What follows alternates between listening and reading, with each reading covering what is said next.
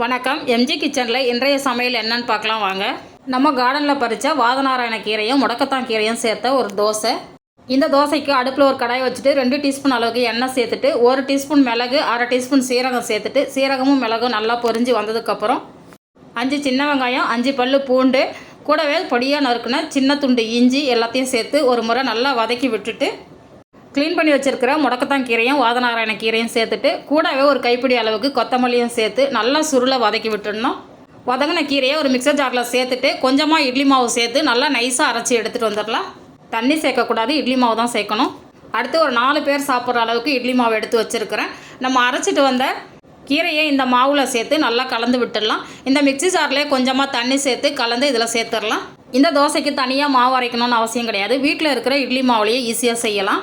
இப்போ நம்மளோட முடக்கத்தான் கீரை தோசை மாவு சூப்பராக ரெடி ஆகிடுச்சு பாருங்கள்.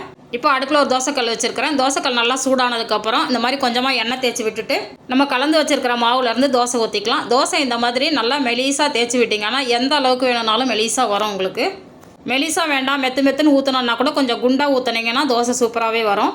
அடுத்து இது மேலே லைட்டாக 1 டீஸ்பூன் அளவுக்கு மட்டும் எண்ணெய் ஊற்றுங்க. தோசை பாதி அளவுக்கு வெந்ததுக்கப்புறம் ஒரு தோசை கரண்டியை ஈரம் பண்ணிவிட்டு மேலே இந்த மாதிரி தேய்ச்சி விட்டிங்கன்னா உங்களுக்கு எல்லா பக்கமும் நல்லா சூப்பராக வெந்து வரும். இப்போ தோசை நல்லா மொறுமொறுன்னு வெந்து வந்துடுச்சு பாருங்கள். இப்போ நம்ம வெளியில் எடுத்துடலாம். இன்றைக்கி பிரேக்ஃபாஸ்ட்டு இட்லி மாவில் செஞ்ச முடக்கத்தான் கீரை தோசை.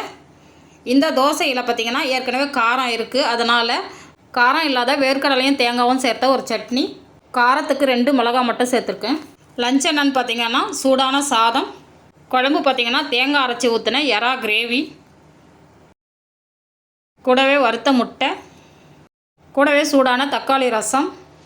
அவ்வளோதான். இன்றைய சமையல் பிடிச்சிருந்தால் நம்ம சேனலை சப்ஸ்கிரைப் பண்ணி வச்சுக்கோங்க. நான் சுவைக்கட்டும், ஆரோக்கியம் பெருகட்டும். நன்றி.